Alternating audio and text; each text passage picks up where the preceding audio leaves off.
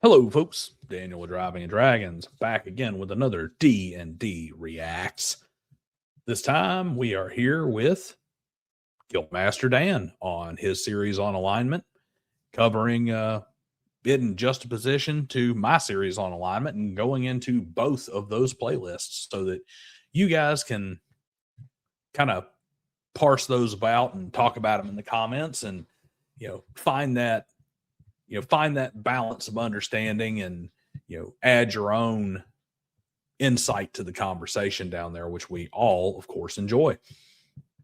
If you are a channel member, you will also be getting Lawful Neutral today, whereas everyone else, y'all are getting to jump in on Lawful Evil, which members got a little bit earlier. As you all know, the memberships, Patreons, super chats, any money that comes into this channel goes directly into the coffers for the various channel projects, predominantly the channel project car, for us to give back to the TTRPG community and just to support what I do here. And also you can support me and several other members of the TTRPG community who all put a lot of effort into Corvid Codex. Volume 1 is available on Lulu.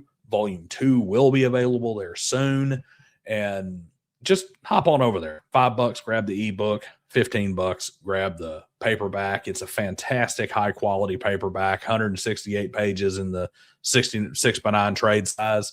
So pretty solid size book. It's not not one of these paper thin 35 page bro SR books, but that's there for you. And I hope you get some entertainment out of it.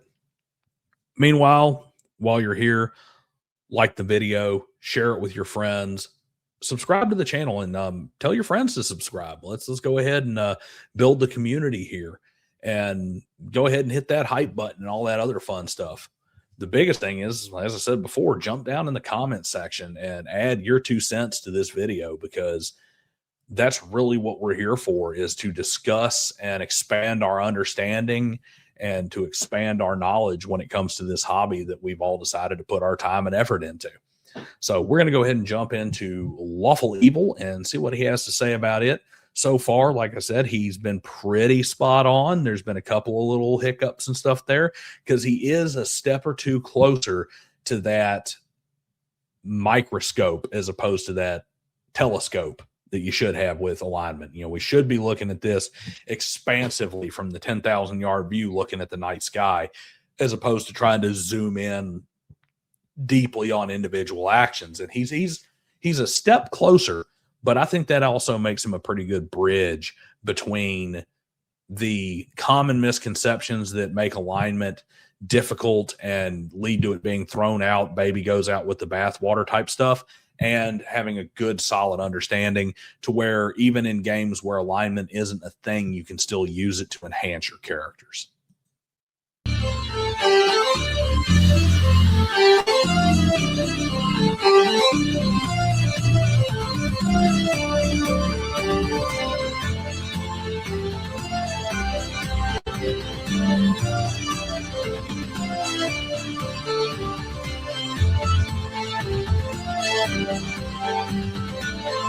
I did catch a couple there that I thought was a little strange. I mean, he had Odo in there as Lawful Good. That's a difficult one. I think Odo might be far more Lawful Neutral. And but I did notice one that is absolutely spot on, and that's Judge Dredd being in there as Lawful Neutral.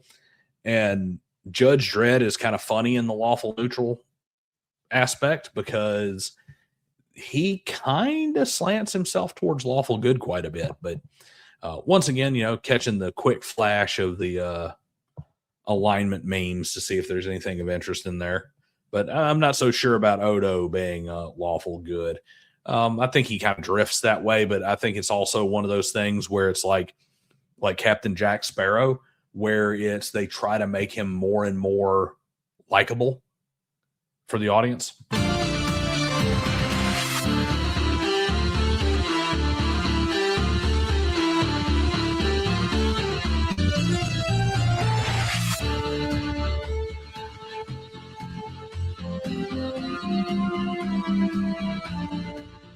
Lawful Evil, much like its good counterpart, tends to be misinterpreted because of the inferences caused by the term lawful. This is where a lot of gamers tend to think of characters in this alignment as being servants of evil authority. Specifically, the archetype that most people think of is that of the Black Knight, the loyal servant of an evil master who may have a code of honor, but still knowingly serves evil. Unlike in previous segments, this archetype does not actually fit into the alignment. Certainly, a Black Knight is not good, especially if they allow others to be unjustly harmed when they could otherwise stand in the way. More on this in the next segment. Remember, the axis of good versus evil is a matter of motivation. Is the character driven by selfishness or selflessness? When we talk about a principled selfish character, we are talking about someone who has a strict moral code to which they hold themselves accountable. Okay, so got to stop right there. One, the whole like jumping forward and whispering the camera thing, he's overusing that a bit, and it's a little irritating. I mean, I've used it before myself too, but he uses it in like the last 5 videos. But I do have to take umbrage with this. The Dark Knight or the Black Knight is definitely lawful evil. He's hitting around some of the correct things. He's running into that problem that you have that is really kind of a new gamer issue, which is kind of funny because this is a pre-Dungeons and Dragons. Actually, I think this is like a right when 5th edition came out type deal. So he's not really polluted by that quite yet. But the whole, they have a code. They have a code. It's not they have a code. All right. It's that they understand the value and the strictures of society and they think long term. A Black Knight, in most cases, most definitely is lawful evil. And not inherently. You can have, the lawful neutral who's just kind of, he is lawful neutral operating in a lawful evil system. That is very subservient to the evil lord, so to speak. I would actually argue that no system is inherently good or evil. It's all driven by who's in charge of it. But the Black Knight is someone who relies heavily on and exploits a system, like a feudal system in particular, for their own personal gain, making them inherently lawful evil, using that system to drive long-term growth of their own selfish goals. Perhaps others, while being driven by selfish desires. This character type can prove nebulous, much as its polar opposite chaotic good was. I mean, how can someone who's driven by selfish desires purposefully limit themselves with principles? Fortunately, I have 2 great examples today that will help us figure that out. For those of you who are not aware, I recently held a contest for my subscribers asking for examples of female characters from fiction who were principled selfish. This was mainly because thus far I've had no female characters in my examples, and I wanted to change that. Our first winner is guild member Nick Urasiva from Derailed Games. You'll find a link to his company in the description below. Be sure to pay them a visit when you're done with this video. The 4th wall episode he chose for me to do as his prize is Pacing Your Adventure. Look forward to that in the near future. In the meantime, he brings us our expected example, who is certainly a woman of strict discipline, particularly one who takes pride in her government, her dainty demeanor, and the exacting punishments she delivers on those who stand in the way of progress. Our first example is Dolores Umbridge from the Harry Potter book and movie series. She is principled because, well, quite frankly, she's a fascist. She believes unquestioningly in her government and in her leader because they stand for an idealized sense of community and safety, even at the cost of freedom. Umbridge is the type of person who puts a large portrait of her nation's leader above her desk so she can turn and admire it as she sips her tea every day. Her strict code of conduct comes directly from the man on high. Remember that guy in the picture frame? And she holds not just herself, but everyone around her accountable to that way of life. Those who question her cherished morals are seditious. If you don't ascribe to her beliefs, you ascribe to their downfall. As such, Umbridge sees no compassion for those who threaten her beliefs. Discrimination, torture, violence, all are acceptable means of securing the safety of her way of life. That last is very important because it tells us why she is evil. Her safety is paramount, and she gains her safety by clinging to her government's ideals at any cost. She is a woman driven by her fear of non-humans, the other races in her world, such as centaurs or giants. To Umbridge, these races are unknowable because they're not human. As such, she considers them dangerous, distrustful, less intelligent, and worst of all, less equal. Umbridge is a woman driven by fear. This causes her to cling to the ideals of the seemingly powerful state because they promise safety. And by associating herself with the state, she gains a sense of superiority. And when that is challenged, the state is challenged. And when the state is challenged, her safety is threatened. As such, she views the only acceptable course of action is to remove the threat and secure her safety. So you see, she's not evil because she's a part of the state, and the state is good. So when you stand in the way of the state, you're evil, and you deserve anything you get. Our next. Okay, so I am the world's biggest hater of Harry Potter. I think it's absolute garbage. It is trope-driven slop writing of very poor quality that is designed to sell to the lowest common denominator. So I'm not a big fan of Harry Potter at all. Luckily for me, though, that means it's actually pretty easy to just kind of glean from his description what we've got here. And yeah, that's definitely somebody who's lawful evil. The goals are selfish. It's all about her own security. It's about her own sense of safety. And she relies on the system that's in place and the strictures of society to give her that. And she does that by maliciously and just very aggressively asserting those traditions with very harsh punishments to ensure that everyone follows them to the closest letter. You would even say that where it's like these non-human creatures are unknowable, and you can't understand them because they're non-human, and therefore that's why they have to be treated as lesser because they're scary. And maybe that's the character, maybe it's not, I don't know. But I would actually say that when you're looking at it from a lawful evil perspective, like racism in general is going to be a lawful evil perspective. And it has nothing to do with necessarily hating the race. It has nothing to do with necessarily wanting to discriminate against it for the sake of discrimination, or even necessarily viewing it as lesser. It has to do with the fact that if the system says that whatever race I happen to be part of gets the best and is the highest order, I inherently get to start ahead of everybody who is not of this race.